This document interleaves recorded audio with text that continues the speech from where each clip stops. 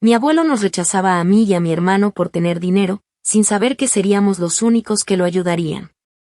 Mi abuelo siempre fue un hombre de carácter fuerte y opiniones tajantes. En su mundo, todo se dividía entre los de verdad y los vendidos. Para él, el dinero era una enfermedad que contaminaba la moral, y cualquiera que lo tuviera era inmediatamente sospechoso de avaricia o falta de valores. Mi hermano Joaquín y yo crecimos bajo su desprecio, no porque hiciéramos algo malo, sino porque nuestros padres habían trabajado duro y habían construido una vida económicamente estable. Mi abuelo nunca perdonó a mi papá por lo que él llamaba traicionar sus raíces humildes, y, como hijos de un traidor, nosotros éramos culpables por asociación. Mi mamá trató de mediar durante años, asegurándonos que él simplemente era un hombre terco y que, en el fondo, nos quería a su manera. Pero conforme crecimos, las cosas se complicaron más. Mi abuelo no solo se distanció de nosotros, en reuniones familiares nos hacía comentarios hirientes y despreciaba cualquier intento de acercamiento. Mientras mis primos eran los orgullos por trabajar en empleos modestos, nosotros éramos los advenedizos, aunque apenas éramos unos niños. Sin embargo, lo que comenzó como simple rechazo se convirtió en algo más profundo cuando, años después, el destino lo obligó a mirarnos con otros ojos. Desde pequeños, Joaquín y yo notamos la diferencia en cómo nos trataba el abuelo, aunque nuestra mamá trataba de suavizar las cosas diciéndonos que él era un hombre de otra época y que no sabía expresar su cariño. Sin embargo, no importaba cuánto tratara de justificarlo, los gestos eran inconfundibles. Mis primos corrían a sus brazos cuando llegábamos a su casa en el campo, mientras que nosotros nos quedábamos atrás, inseguros de si siquiera debíamos saludarlo. Su mirada hacia nosotros era siempre evaluadora, como si estuviera buscando algo que criticar. Cuando llevaba dulces o juguetes, solía repartirlos con una sonrisa cálida, una que nunca vimos dirigida hacia nosotros.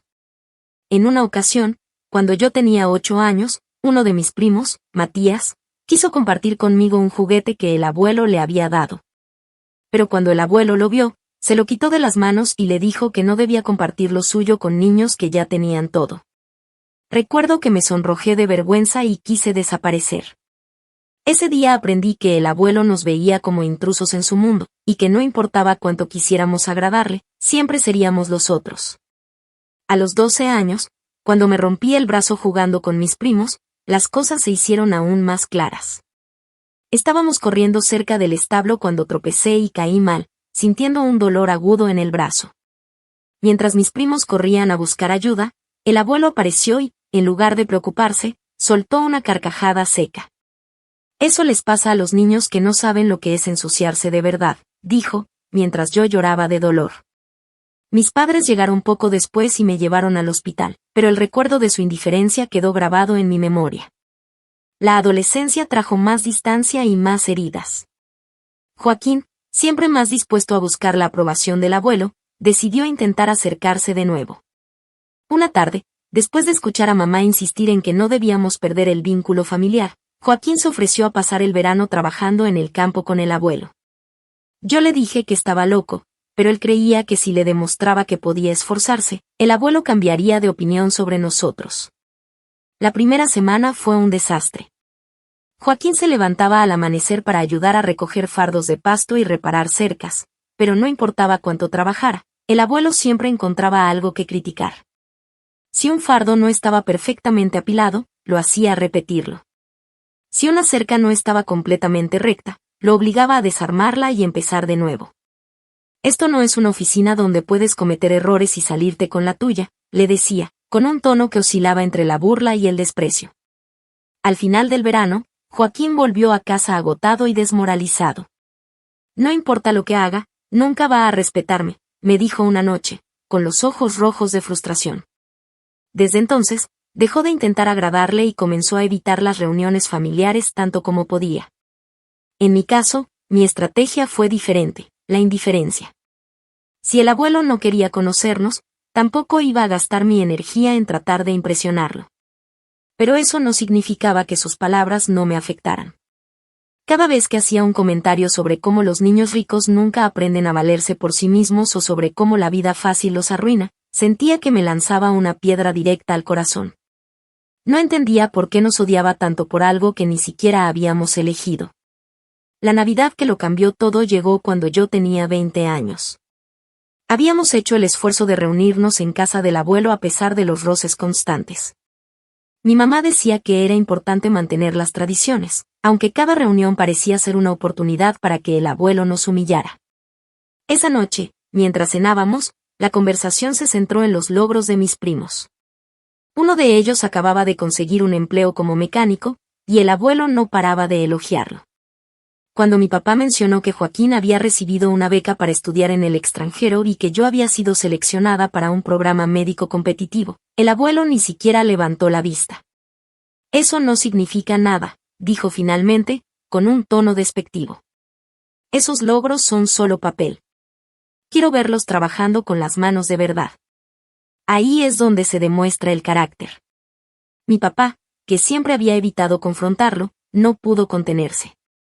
Le respondió que no tenía derecho a juzgarnos, que Joaquín y yo habíamos trabajado duro para lograr nuestras metas y que su rechazo era injusto.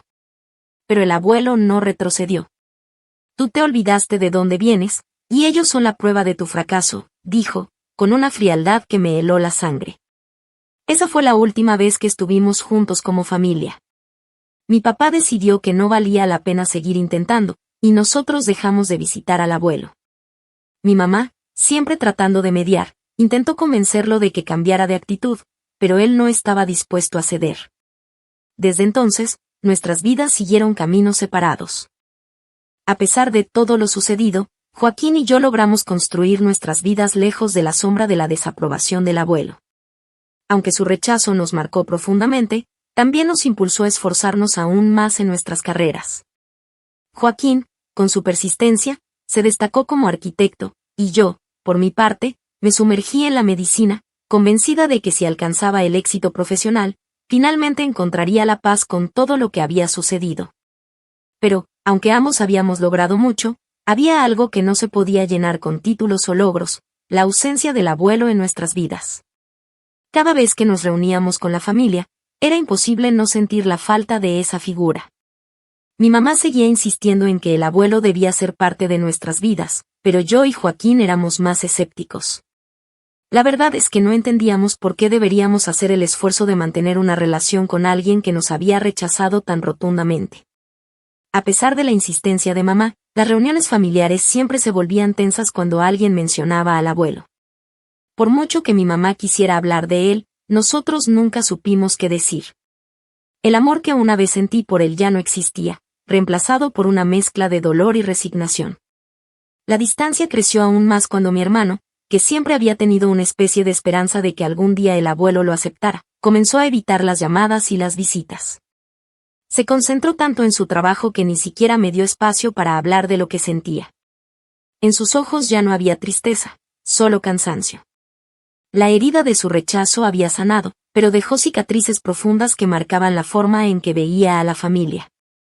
No tiene caso, me dijo una vez, si ni siquiera quiere saber de nosotros, ¿por qué habríamos de seguir dándole nuestra atención? Aunque tenía razón, me costaba aceptarlo. Para mí, era más difícil. A medida que avanzaba en mi carrera, no pude evitar sentir que el éxito que tanto anhelaba no tenía el sabor que esperaba. Había logrado mis metas, pero algo faltaba. Cuando iba a las reuniones médicas, cuando recibía un reconocimiento, no podía dejar de pensar en lo que habría significado para mí poder compartir esos logros con el abuelo. Pero el silencio de su ausencia era más pesado que cualquier logro profesional. Me sentía vacía, a pesar de tener una vida que, desde afuera, parecía envidiable. Actualización 1. Un día, mi mamá nos llamó para decirnos que el abuelo estaba enfermo. Había tenido varios episodios de desmayo, y el médico le había recomendado descansar, pero él se negaba. La noticia nos sorprendió. Aunque ya habíamos escuchado rumores de que su salud no estaba bien, no esperábamos que fuera tan grave. Al principio, Joaquín y yo dudamos. ¿Era realmente el momento de acercarnos a él después de todo lo que había pasado? Pero, por otro lado, ¿cómo podíamos quedarnos al margen si algo le ocurría? Al final, y después de mucho pensarlo, decidí ir a visitarlo. Cuando llegué a su casa, la primera impresión fue que todo estaba descuidado. La casa, que en su juventud había sido un ejemplo de orden y trabajo duro, ahora mostraba signos de abandono. Las paredes de barro estaban agrietadas, las ventanas estaban sucias, y el jardín había sido invadido por la maleza. El abuelo siempre había sido tan meticuloso con todo, pero ahora parecía que no le importaba. El ambiente estaba cargado de una nostalgia dolorosa, y una parte de mí sentía que, al igual que la casa, él había sido destruido por el paso del tiempo y sus propios resentimientos. Entré lentamente, con la sensación de que no tenía idea de cómo abordar la situación. Cuando me vio, su mirada fue fría, como si no me reconociera del todo. Su rostro estaba más arrugado, y sus manos, que antes siempre fueron firmes, ahora temblaban ligeramente. Al principio, no dijo nada. Se quedó mirando, como evaluando si valía la pena siquiera saludarme. «¿Viniste?», fue todo lo que dijo. A pesar de la frialdad, no pude evitar sentir que había algo más en su actitud. Aunque estaba claro que su orgullo seguía presente, también lo estaba el cansancio, el miedo. Tal vez, después de todo, el abuelo había entendido algo que nunca se atrevió a decir en voz alta. Su forma de vivir le había pasado factura. Estaba solo, y en ese momento, la familia a la que había despreciado durante tanto tiempo era su único recurso. Me senté junto a él, sin decir mucho, pero con la intención de hacer lo que fuera necesario para ayudarlo. Al principio, las visitas al abuelo eran frías y distantes. Yo llegaba, lo saludaba, y me dedicaba a hacer las tareas más urgentes, cocinarle algo, darle sus medicamentos, y revisar que la casa estuviera limpia. En los primeros días, el abuelo apenas me dirigía la palabra, y cuando lo hacía, era para murmurar algo sobre cómo las generaciones actuales no sabían hacer las cosas como él. Aún seguía mirando a los jóvenes con desprecio, como si la vida que llevábamos fuera algo trivial, algo que nunca podría ser digno de su aprobación. Pero con el tiempo, sus comentarios comenzaron a suavizarse. Ya no eran tan mordaces. El hecho de que yo fuera a su casa todos los días, que pasara tiempo con él sin que me importara su actitud, parecía estar haciendo algo en su interior. A veces me contaba sobre su juventud, de cómo empezó con poco y construyó todo lo que tenía, aunque no pedía simpatía, ni compasión. Solo quería compartir sus historias. En una de esas tardes, mientras tomábamos café en su vieja cocina, me dijo, sin mirar hacia mí, algo que hizo que me detuviera en seco: «Nunca te he entendido, pero siempre admiré tu dedicación». En ese momento me di cuenta de que no estaba hablando solo de mí, sino de la familia en general. De alguna manera, él estaba reconociendo la fortaleza que los jóvenes, a pesar de ser diferentes a él, demostraban en su forma de enfrentar la vida. Quizás, en su mente, pensaba que vivir de una forma diferente a la suya, tener un estilo de vida más cómodo y menos arduo, significaba que nosotros éramos débiles. Pero en ese pequeño comentario, había algo de humildad, algo que nunca antes había mostrado. No era una disculpa, ni una señal de arrepentimiento, pero era un paso hacia una reconciliación que, aunque incierta, era posible. La transformación en el abuelo fue gradual, pero en esos momentos de vulnerabilidad, lo veía como un hombre diferente. No solo el físico deteriorado, sino la manera en que comenzaba a hablar, como si desnudara poco a poco su alma. La dureza que lo había caracterizado durante tanto tiempo se diluía, pero no completamente. Había algo irremediable en él, como si sus años de amargura no pudieran desvanecerse por completo. Recuerdo un día en particular. Estaba sentada a su lado en el sillón, mirando cómo jugaba con un reloj antiguo que había sido de mi abuela. El abuelo, por primera vez en mucho tiempo, rompió el silencio. «¿Sabes por qué nunca me gustó el dinero?», comenzó, sin mirarme. «Es que siempre pensé que el dinero no te hacía feliz. Es una mentira que te venden. Pero me di cuenta tarde que, si no tenías dinero, tampoco tenías nada. Perdí a mucha gente por no entender que no todo es blanco o negro. Siempre quise tener más, pero cuando finalmente lo tuve, ya era demasiado tarde para disfrutarlo». Lo miré, completamente sorprendida por esa confesión. El abuelo nunca había hablado así, nunca había mostrado esa clase de arrepentimiento. ¿Acaso se daba cuenta de las oportunidades que había dejado pasar? «¿Y qué fue lo que te detuvo, abuelo?», le pregunté suavemente. Él desvió la mirada. «El miedo», dijo simplemente. «El miedo a que todo lo que hice no fuera suficiente, que la gente me viera débil si mostraba mis miedos. el miedo a perder el control sobre mi vida, a depender de alguien. Era tan extraño ver a este hombre, que había sido el pilar de nuestra familia, hablando de su propio miedo. Fue en ese momento que entendí lo complejo que era su mundo interno. Vivió toda su vida encerrado en una prisión de orgullo, creyendo que solo la independencia y el trabajo duro lo definirían, sin nunca darse cuenta de que el amor, la familia y la conexión eran igual de esenciales para la felicidad. El miedo a mostrar debilidad lo había aislado, y al final, eso lo había dejado solo, sin nada más que su propio arrepentimiento. Actualización 2. Después de varias semanas de insistir, Joaquín finalmente accedió a acompañarme al hogar del abuelo. Aunque parecía no estar completamente convencido, se notaba que algo había cambiado en él. Tal vez fue el tiempo, o tal vez era el hecho de que el abuelo, aunque de manera indirecta, había comenzado a mostrar que lamentaba todo lo que había hecho. Como si el simple hecho de que él pudiera pedir disculpas, incluso sin palabras, abriera una grieta en el muro de resentimiento que Joaquín había estado construyendo durante años. La atmósfera era extraña esa tarde. Joaquín, con su habitual actitud defensiva, caminaba por la casa sin miramientos, evaluando cada rincón.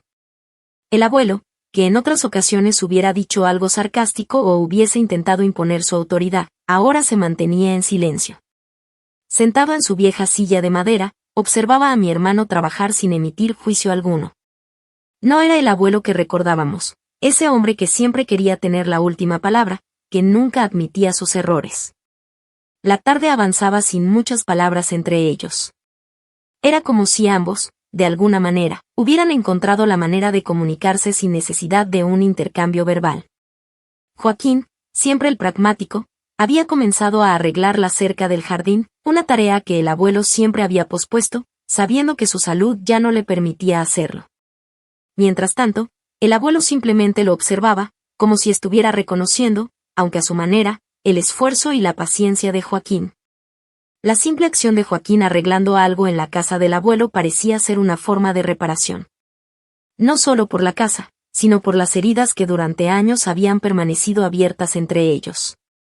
Fue como si ese trabajo en el jardín fuera la forma en que Joaquín trataba de perdonarlo, incluso sin poder decirlo en voz alta. Cuando terminó, se limpió las manos en su camisa y se acercó al abuelo, quien seguía en su silla, mirando al frente. Joaquín, con una sonrisa tensa, le dijo: «Lo hice por ti, abuelo». No era una declaración cargada de emoción, pero en sus palabras había un peso que ambos entendían. Fue un acto simbólico. Un reconocimiento de que, a pesar de todo lo que había sucedido, ahora podía ofrecer algo en señal de reconciliación. El abuelo, sin responder, asintió lentamente, como si en ese gesto de Joaquín hubiera algo de redención. Era claro que no había una reconciliación total, pero había un entendimiento tácito. A partir de ese momento, ya no serían solo dos generaciones rotas, sino dos hombres que habían comenzado a aceptar sus limitaciones y errores.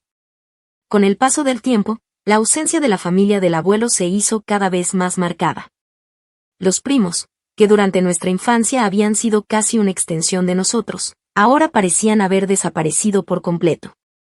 Las llamadas y mensajes de la madre, que siempre intentaba mantener el contacto, se desvanecieron en el aire. Algunos respondían con excusas vagas, otros simplemente no respondían en absoluto. El teléfono del abuelo, antes un rincón lleno de conversaciones, ahora estaba mudo la mayor parte del tiempo. Había algo dolorosamente irónico en ver cómo, después de tantos años de sacrificios y logros, el abuelo se encontraba tan solo. Durante años había fomentado su propia lejanía, su propio orgullo y aislamiento, y ahora, cuando más lo necesitaba, su familia le daba la espalda. Me preguntaba cuántas veces había rechazado su ayuda en el pasado, cuántas veces había demostrado que no necesitaba a nadie, y si esto era una especie de karma o simplemente una consecuencia natural de sus propios actos. Era difícil ignorar la amargura que se reflejaba en sus ojos cada vez que hablaba de sus hijos y nietos. Lo decía con una mezcla de resignación y enojo, como si aún esperara algo de ellos. Antes venían, antes había risa en esta casa, repetía a menudo, casi sin darse cuenta de que el tono de sus palabras no reflejaba solo tristeza, sino también una reprimida rabia hacia sí mismo por haber permitido que todo se desmoronara. A veces, cuando mi madre lo visitaba, intentaba consolarlo, pero ella también se veía frustrada por la indiferencia de los demás. Había algo en el aire, algo entre nosotros que sabíamos que no podía solucionarse. Los recuerdos de la infancia se habían convertido en algo lejano, como si nunca hubiéramos sido esa familia unida, esos días en los que todos se reunían en la casa del abuelo, riendo y jugando. Ahora, la casa estaba llena de ecos vacíos. Las paredes, que alguna vez habían escuchado risas, ahora parecían contar historias de abandono y de oportunidades perdidas. Los pocos recuerdos que quedaban, las fotos en las estanterías, se volvían más tristes con el tiempo, porque era evidente que nadie venía a reclamarlas. Era como si la familia del abuelo se hubiera desvanecido, dejando a sus pocas ramas restantes en un limbo de incomodidad y resentimiento. A pesar de todo, Joaquín y yo seguimos allí, cuidando de él. No por obligación, sino por una necesidad silenciosa que ambos teníamos de redimirnos de todo lo que no habíamos hecho antes. Aunque el abuelo no lo dijera, en esos momentos sentía que él también estaba tratando de redimirse, aunque fuera en silencio. Nadie más estaba dispuesto a hacerlo, por lo que era solo nuestra responsabilidad. Pero eso también nos dolía. Ver cómo la familia que el abuelo había construido con tanto esfuerzo simplemente se desmoronaba, ignorándolo en sus últimos días, nos dejó una marca profunda. La salud del abuelo continuó deteriorándose. Ya no podía mantenerse de pie por mucho tiempo, y su cuerpo, que había sido una roca durante tantos años, ahora se desmoronaba lentamente. Cada vez que lo visitábamos, parecía estar más frágil. Su voz, antes fuerte y autoritaria, ahora apenas era un susurro. Pero, a pesar de todo, nunca nos pidió ayuda directamente. Ni una palabra de arrepentimiento, ni una súplica. Su orgullo seguía siendo su último refugio. Recuerdo el último día que lo vi antes de su muerte. Estaba acostado en su cama, mirando por la ventana, como si esperara ver algo, como si aún esperara que alguien viniera a rescatarlo. Pero nadie vino. Ni sus hijos, ni sus nietos. Era solo él y nosotros. Me senté a su lado, en silencio. No sabíamos qué decir, ni si debíamos decir algo. La conversación había estado ausente entre nosotros durante tanto tiempo que ahora, incluso cuando las palabras estaban al alcance, parecía innecesario romper ese silencio. Has estado ahí siempre, me dijo, mirando hacia el techo.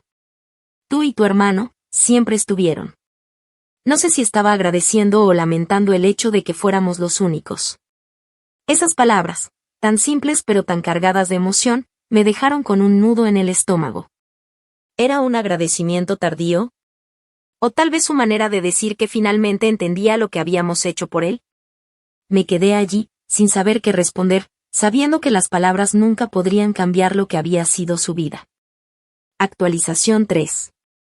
Cuando finalmente falleció, fue de una manera tan silenciosa que nadie se dio cuenta al principio.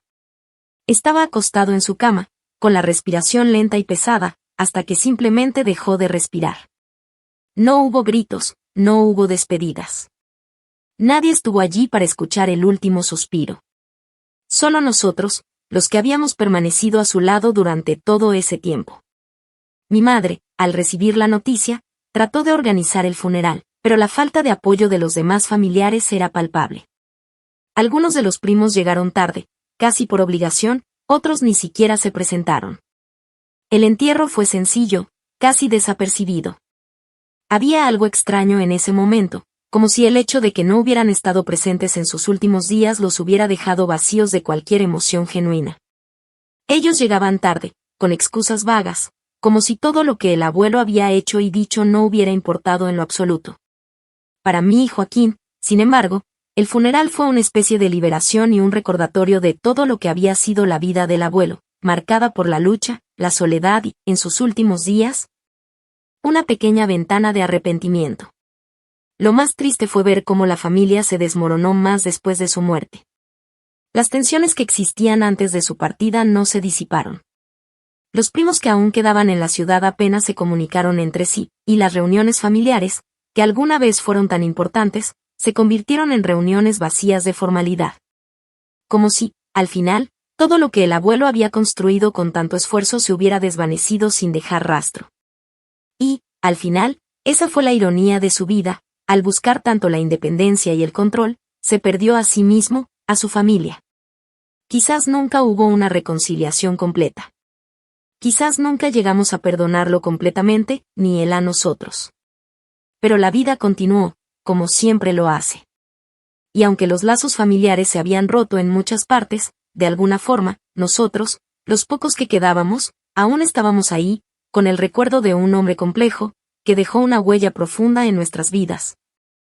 Aunque fuera demasiado tarde para entenderla por completo.